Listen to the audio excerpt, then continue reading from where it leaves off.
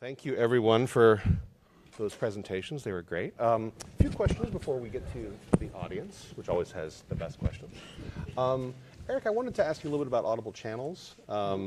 Since they're, for those of you who don't know, Audible, the audiobook publisher, launched a podcast-ish product that included some news elements, including deals with publishers like The Times. I'm just curious, now that that's been going on for a while, what have you learned about the role of news within that product?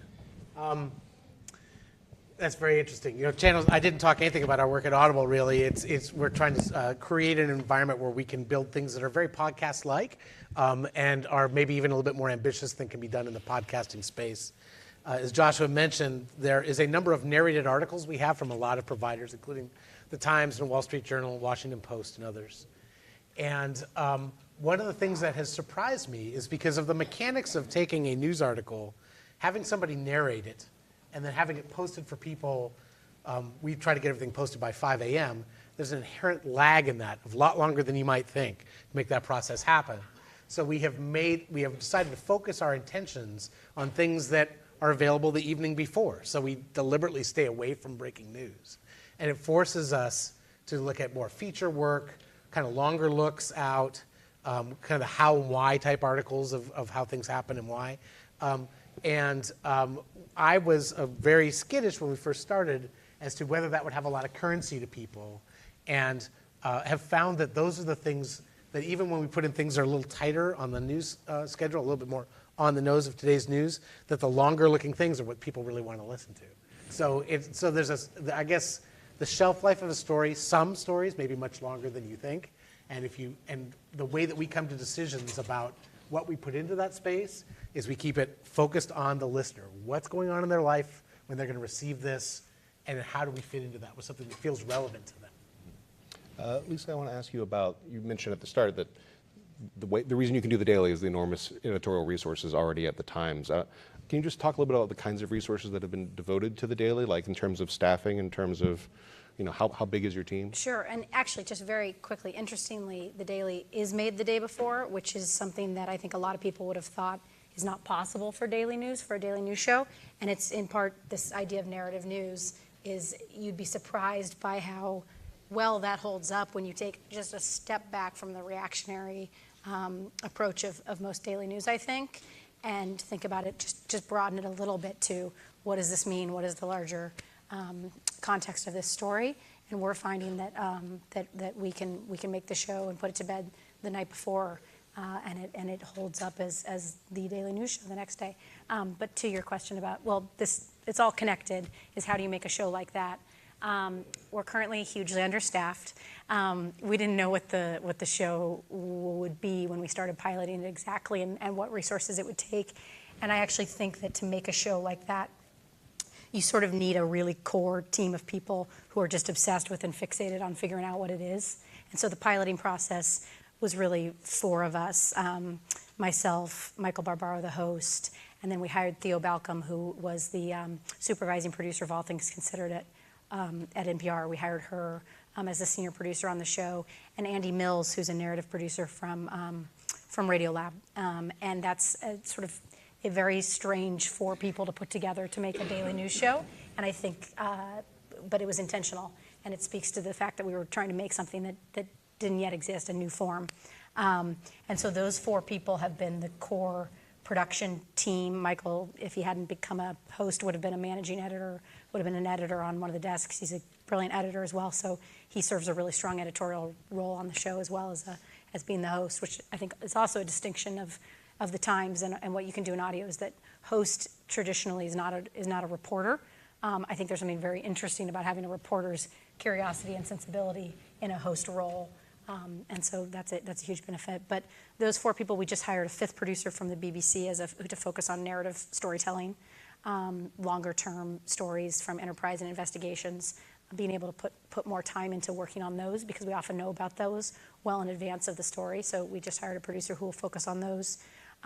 I need to take a step away from the show, so we're hiring somebody to replace me, and we're hiring an additional show producer. So it'll be a staff of 7 within the next couple months. Right now, it's it just became 5 this week with the hire of that Many BBC jobs. producer. So many jobs. at the So New York yeah, Times. if you know any great producers, it's turning out to be an interesting show to staff because it is kind of a new thing. So we're drawing from all over the place. Awesome, awesome. Andrea, I want to ask you, since you were present at the beginning of the conception of The Gist, one of the questions I hear from people who listen to The Daily or listen to The Gist or Upfront is there are some people who really want headlines, who want, this is what has happened in the last 24 hours, we're going to run it through something like the top of the hour newscast or something. I'm curious what the discussions were like when you and Pesca and others were thinking about this, about the newsiness or non-newsiness of it, since it is more of a magazine style. How close, or how did you think about getting closer far to what has happened in the last 24 hours? I feel like we were mostly just making sure anything we said on the show wouldn't be null and void by the news. Like, I think we were mostly kind of reacting to it rather than pursuing it or trying to break it, because we're going to assume that people are listening ideally that night, but much more likely the next morning, and also similarly likely that weekend. So we wanted it to stick. And also, like Mike Pesca, it's so informed by his sensibility and his interests. Mm-hmm. So sometimes we would be able to say, this just happened at the start of the show, and we have a guest right here to talk about it, but it was more often that the show would feel kind of timeless. The platform itself doesn't really lend itself very well to that.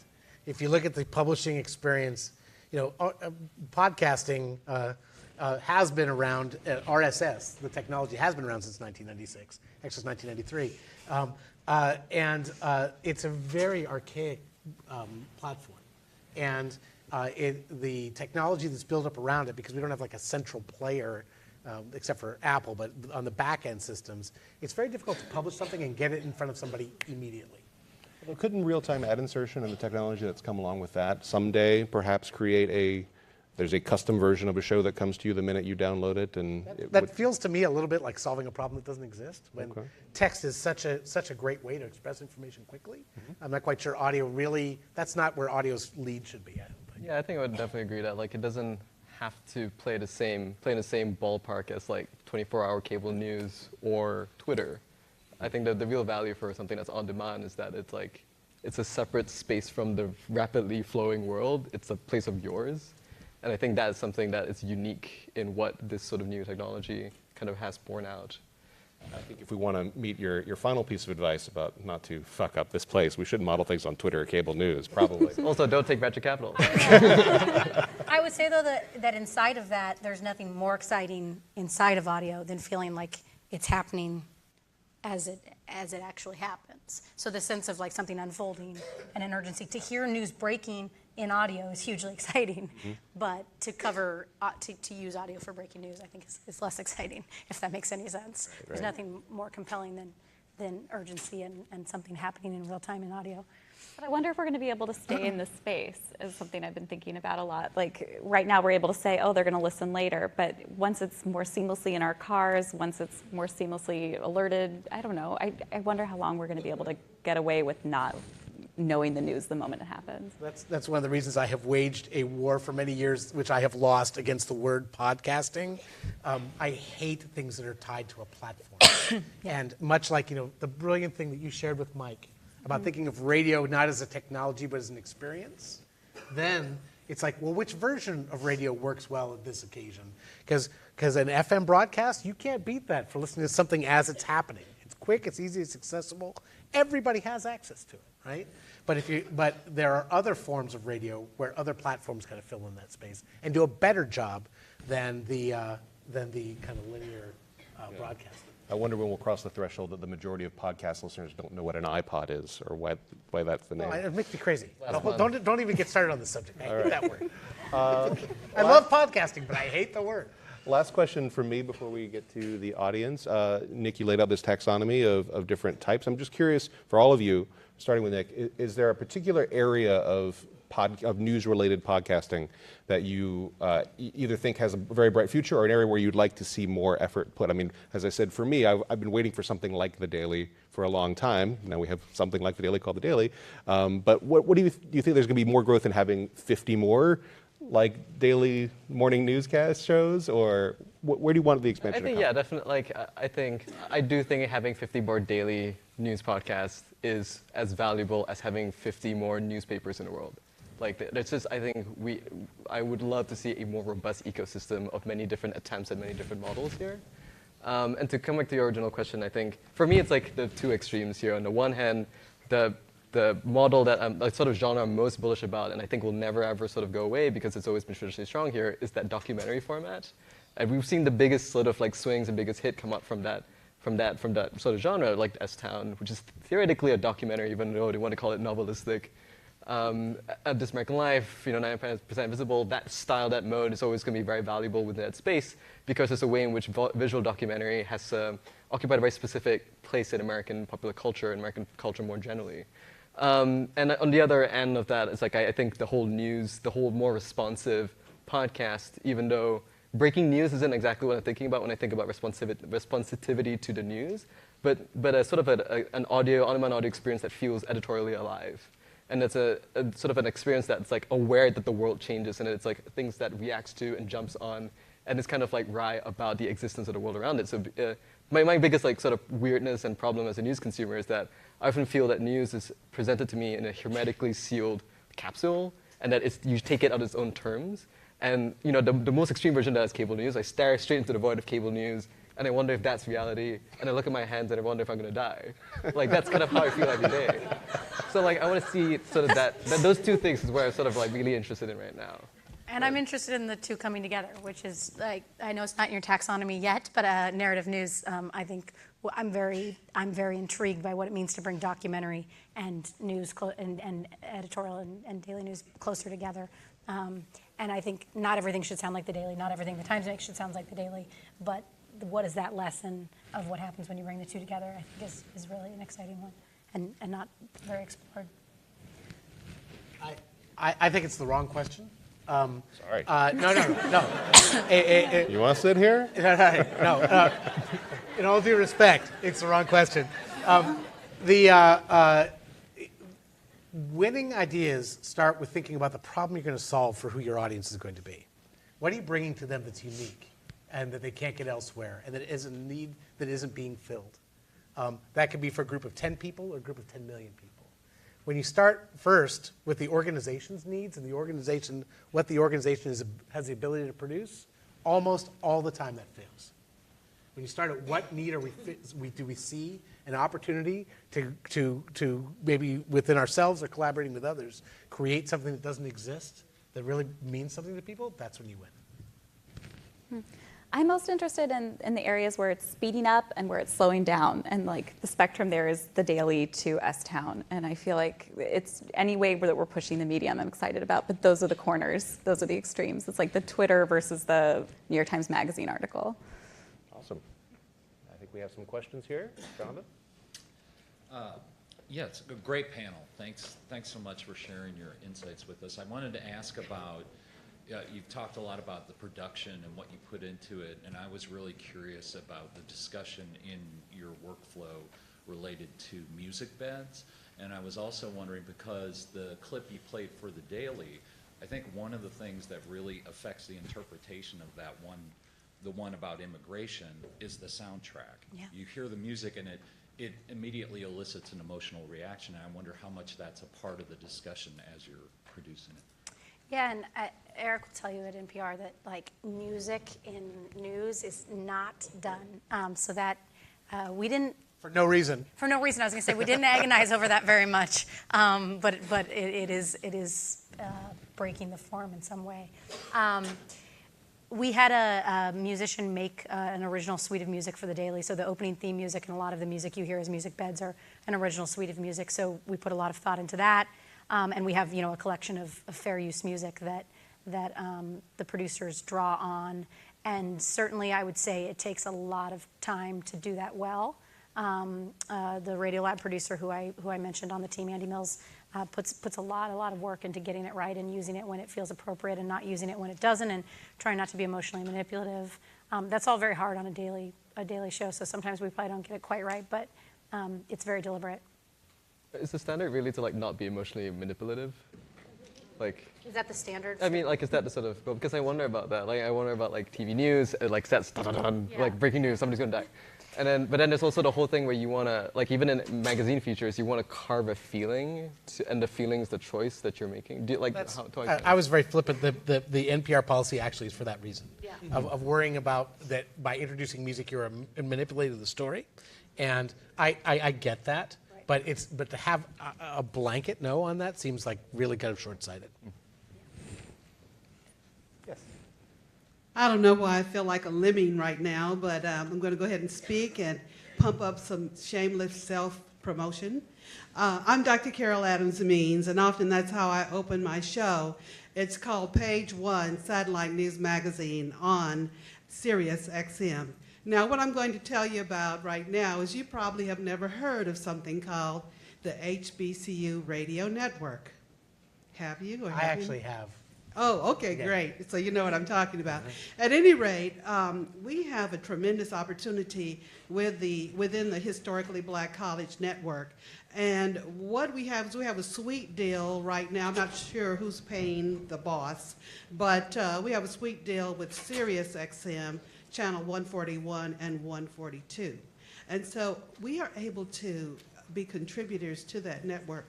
We upload and we produce shows for them as fast as we can and as often as we can, because we're feeding the beast.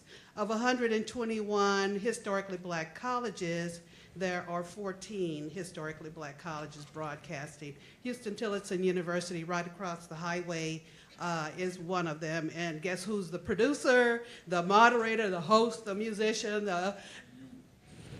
Bravo. That's why I feel like a lemming, okay?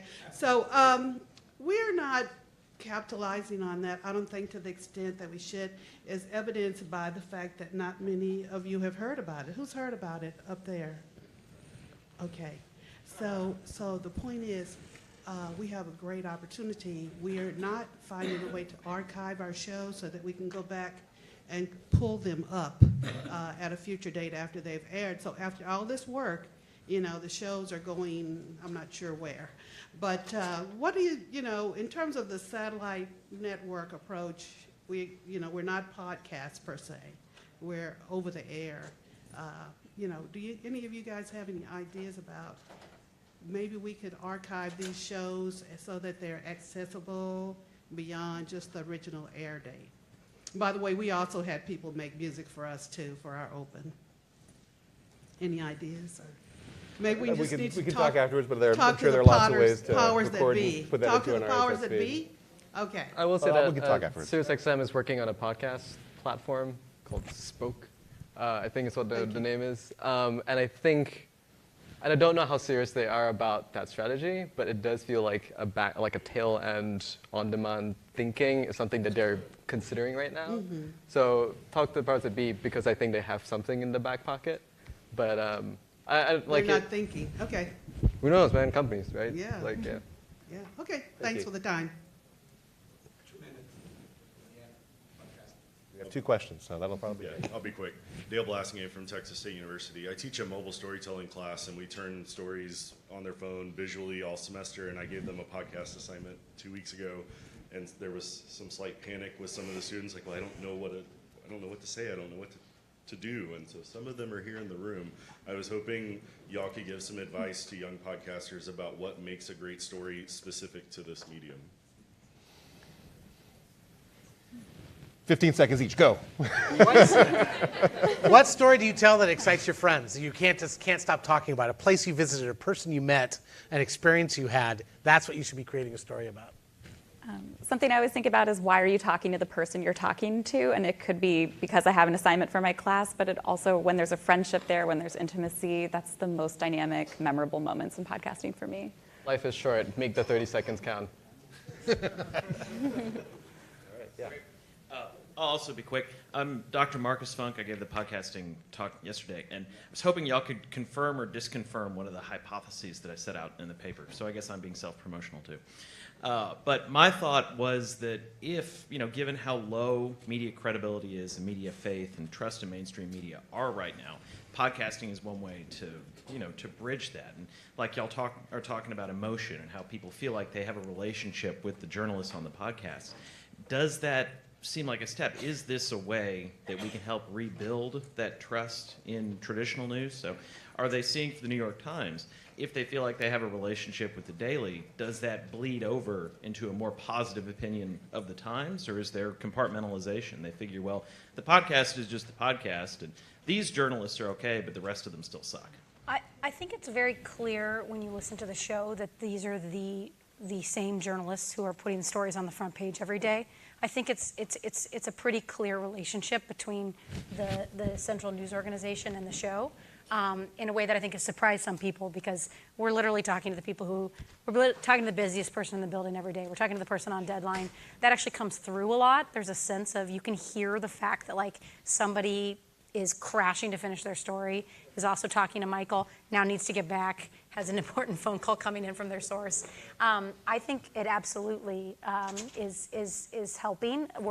It's only 2 months old, so all this research is coming, and we're really excited about it.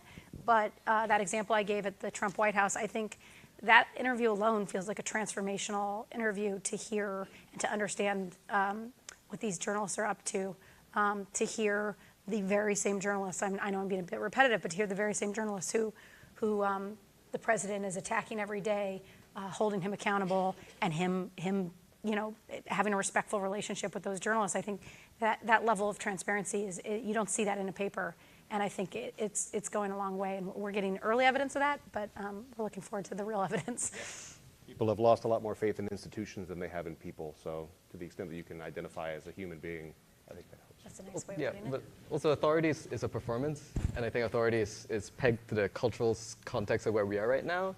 And I think, specifically to your question, the direct answer is it is one of many factors, but it is a particularly strong factor for podcasting right now, and it seems to be it's a novel, unique differentiator at this point in time. It doesn't do much like what every other medium is doing right now, and that could be more true than something more like about the intimacy of it. So yeah, authority's performance, cultural context, sure, you're probably right, maybe, who knows. Well, that's a note of certainty we should end on there. Please join me in thanking the panel. Thank you very much.